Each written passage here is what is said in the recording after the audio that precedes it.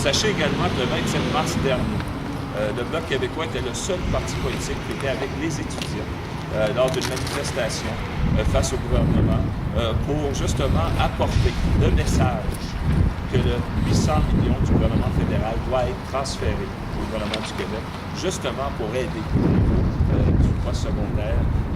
Alors nous, à l'Association fédérale des étudiantes et étudiants du Cégep d'Outaouais, on reconnaît le travail qui est fait par le Bloc québécois à Ottawa pour répartir justement les sommes qui sont dues au gouvernement du Québec pour justement essayer de contrer les hausses massives qui nous sont annoncées, qui nous ont été annoncées dans le dernier budget. Et on reconnaît le travail que le Bloc québécois fait au nom des étudiants et ça nous donne des arguments de plus pour dénoncer les hausses qui sont une attaque directe à l'accessibilité aux études, on ne le dira jamais assez. Et comme M. Nadeau l'a précisé, et j'allais le préciser s'il ne l'avait pas fait, c'était le seul parti politique présent le 27 mars dernier, alors qu'une centaine d'étudiants s'est rassemblés pour aller rencontrer, en fait, pour dénoncer les hausses directement face aux militants du Parti libéral du Québec.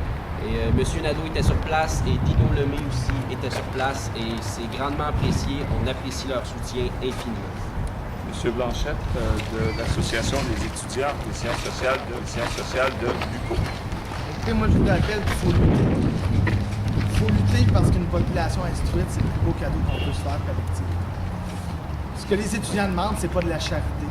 Ce que nous autres, on veut, en fait, c'est ce qui nous est dû, c'est notre droit.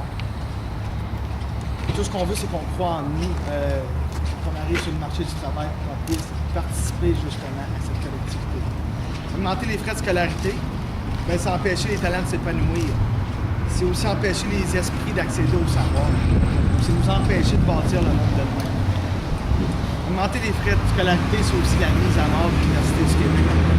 Parce que si la marge est réduite avec les frais de scolarité à Ottawa, à valeur égale, les gens vont aller étudier à Ottawa, puis ça va être 30 ans d'investissement pour un milieu d'études francophones qui va être complètement accroché.